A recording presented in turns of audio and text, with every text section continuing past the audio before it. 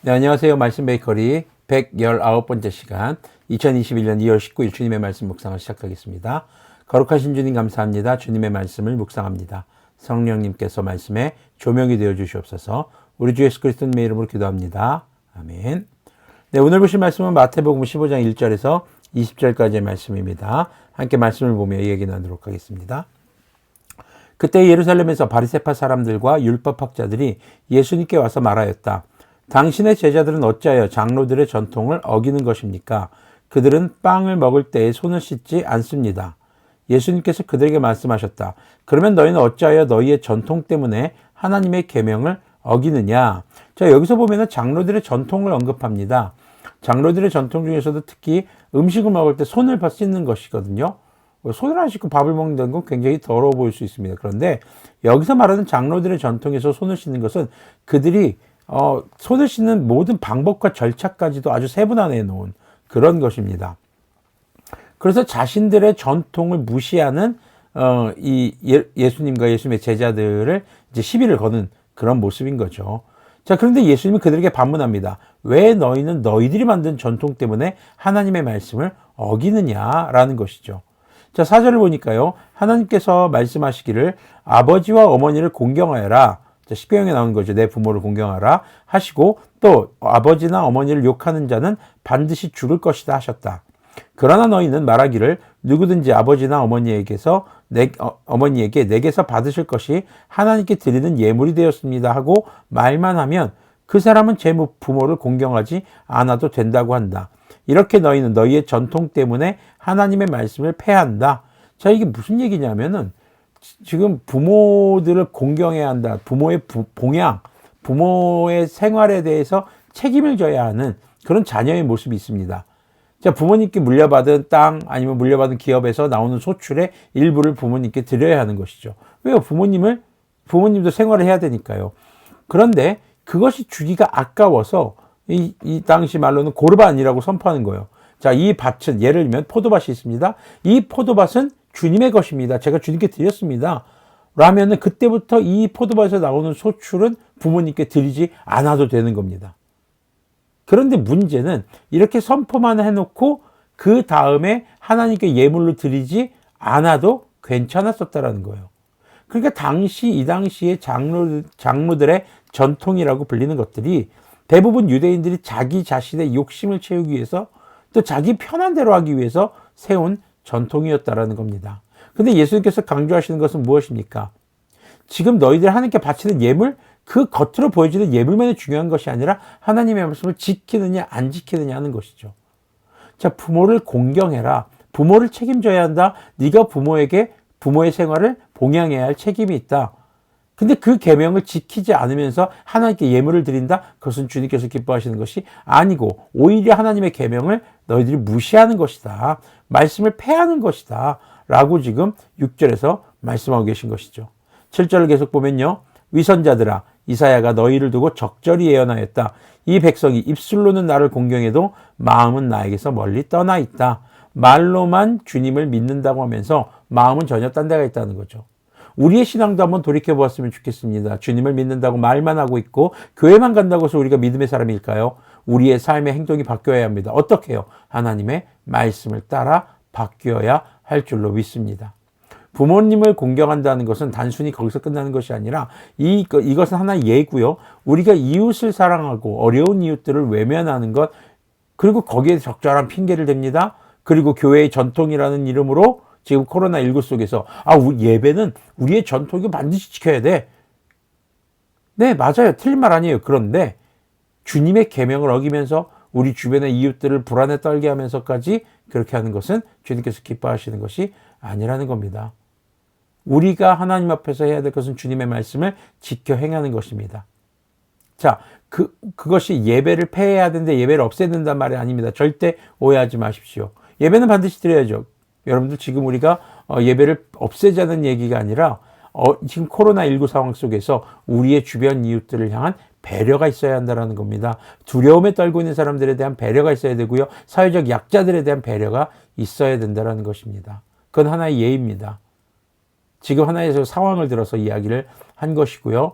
우리가 하나님의 말씀을 지키는 것, 그것이 교회의 전통이나 아니면 후에 사람들이 세워놓은 어떤 전통적, 행위적 전통보다 더 중요하다는 것을 기억하시기를 바랍니다. 자, 그래서 말로만 주님을 믿는다 하지 말고 그 마음이 있어야 한다는 것, 바로 행동으로 옮겨져야 하는 것이죠. 9절을 보니까요, 그들은 사람의 훈계를 교리로 가르치며 나를 헛되이 예배한다. 예수님께서 무리를 가까이 부르시고서 그들에게 말씀하셨다. 너희는 내 말을 듣고 깨달아라. 입으로 들어가는 것이 사람을 더럽히는 것이 아니라 입에서 나오는 것, 그것이 사람을 더럽힌다. 지금 바리새인들, 율법학자들은 뭘 가지고 시비를 걸었어요? 음식 먹는 거. 자, 손을 안 씻고 음식을 먹었다고 해봅시다. 네, 더러워진 손입니다. 음식이 더러워지겠죠? 그럼 이렇게 되면 누구를 더럽힙니까? 나 자신을 더럽히게 되는 거죠. 그런데 입 밖에서 나오는 말, 입에서 나오는 말로 더러운 말을 내뱉는 것, 바로 이것이 다른 사람들을 더럽힌다는 것이죠. 자, 이것이 지금 굉장히 문제가 된다는 것입니다. 자, 12절을 보니까 그때 제자들이 다가와서 예수님께 말하였다. 바리새파 사람들이 이 말씀을 듣고 분개하고 있다는 것을 아십니까? 걱정이 되는 거죠. 예수님을 따르겠다고 따랐는데 지금 이 당시에 실세들인 바리새파 사람들과 율법학자들이 예수님 및 자기들을 막 너무 싫어하고 있는 거예요. 죽일 듯이 미워하고 있는 거예요. 그러니까 걱정이 되는 거죠. 13절을 보니까 예수님께서 대답하셨다. 나의 하늘아버지께서는 자기가 심지 않으신 식물은 모두 뽑아버리실 것이다. 그들을 내버려 두어라. 그들은 눈먼 사람이면서 눈먼 사람을 인도하는 길잡이들이다. 눈먼 사람이 눈먼 사람을 인도하면 둘 다 구덩이에 빠질 것이다. 자, 무서운 말씀입니다. 자기가 심지 않으신 식물은 모두 뽑아버리신다. 지금 바리새파 사람들과 율법학자들이 주장하는 장로들의 전통이라는 것이 주님의 말씀으로부터 비롯된 것이 아니라 사람들의 욕심에 의해서 비롯된 것이기 때문에 그런 전통을 지키는 자들, 그것을 하나님보다 우선시 여기는 자들은 결국 하나님께 버림받게 된다는 것입니다. 그들은 눈먼 사람들이라는 겁니다. 하나님의 말씀을 잘 모르다는 것이죠. 문자적으로만 알면 뭐합니까? 그 하나님의 말씀의 본뜻을 깨닫지 못하고 말씀을 이용해서 자기의 마음에 드는 대로 행동하는데요. 자, 15절을 보면 이제 베드로가 예수님께 질문합니다. 그 비유를 우리에게 설명해 주십시오 하고 청하니 참 단순해요. 근데 굉장히 바람직하다고 보여집니다. 질문할 수 있는 것. 요즘에 질문들을 많이 안 하시더라고요. 네, 저는 질문하고 질문 받는 것을 굉장히 좋아합니다. 네, 질문하고 질문 받을 때 관심이 있다라는 거고요. 그리고 거기에 대해서 더 많은 것을 배울 수 있게 되거든요. 자, 예수님께서 말씀하셨다. 너희도 아직 깨닫지 못하느냐? 제자들에게 하신 말씀이죠. 야, 얘들아, 니네 아직 못 깨달았어? 책망하시는 것보다는 이제 설명해 주십니다. 17절, 입으로 들어가는 것은 무엇이든지 뱃속으로 들어가서 뒤로 나가는 줄 모르느냐? 그러나 입에서 나오는 것들은 마음에서 나오는데 그것들이 사람을 더럽힌다. 마음에서 악한 생각들이 나온다. 곧 살인과 간음과 음행과 도둑질과 거짓 증언과 비방이다. 이런 것들이 사람을 더럽힌다. 그러나 손을 씻지 않고서 먹는 것은 사람을 더럽히지 않는다. 자, 마음에서 나오는 것, 우리의 말은요, 결국 마음에서부터 비롯된다는 것입니다. 주님께서 강조하신 것은 마음으로 미워해도 살인한 것이고 음란한 생각을 하기만 해도 간음한 것이다. 우리의 마음에서, 우리의 생각에서 벌써 우리의 행동이 결정지어지기 때문인 것입니다. 그래서 우리의 입 밖으로 나오는 말뿐만이 아니라 우리의 모든 행동, 이것의 원인이 곧 말씀에 있다, 마음에 있다는 것입니다. 그럼 그 마음에 선한 것이 있느냐, 악한 것이 있느냐. 인간의 마음은 악할 수밖에 없습니다. 자기 이기적 본성을 따르기 때문이죠. 그렇기 때문에 우리는 우리의 마음이 아니라 선한 하나님의 말씀을 따라 살아가야 하는 사람들이 되어야 할 줄로 믿습니다. 성령님께서 나를 충만케 하실 때, 그러니까 성령님이 내 안에 계시다고 해서 자꾸 성령님을 내 안에 가두거나 성령님을 이렇게 소유하려는 그런 심리들이 있는 것은 아닌지 모르겠습니다. 성령님이 충만하다는 것은 우리가 성령님 안에 들어가 있는 겁니다. 성령님의 말씀대로 인도하심대로 살아가는 겁니다. 네, 여러분들의 말의 출처가 여러분들의 마음에 있는지 아니면 여러분들을 충만케 하시는 성령님께 있는지 돌아보시기를 바랍니다. 그래서 우리의 말이 하나님의 말씀을 기준으로 선한 말들을 통해 우리 주변의 사람들을 더럽히는 것이 아니라 그들에게 선한 하나님의 말씀을 증거하는 그런 거룩한 삶이 되기를 원합니다. 물론 말뿐만이 아니라 행동으로요. 기도하겠습니다.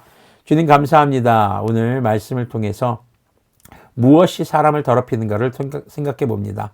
우리의 마음에 있는 이기적 본성에 의해서 말하는 것이 아니라 우리가 하나님의 말씀을 따라서 선의 기준, 절대적인 선의 기준인 하나님의 말씀을 읽고 듣고 배우고 묵상함으로 말하고 행동함으로 우리 주변의 사람들에게 복음을 증거할 수 있는 그런 거룩한 주님의 자녀들 되도록 긍휼을 베풀어 주시옵소서. 우리 주 예수 그리스도님의 이름으로 기도합니다. 아멘. 네, 오늘도 선한 하나님의 말씀을 기준으로 선한 말과 행동이 여러분들의 삶에 충만하여서 주변의 사람들이 여러분들을 통해 주님을 만날 수 있기를, 복음을 들을 수 있기를 기도합니다.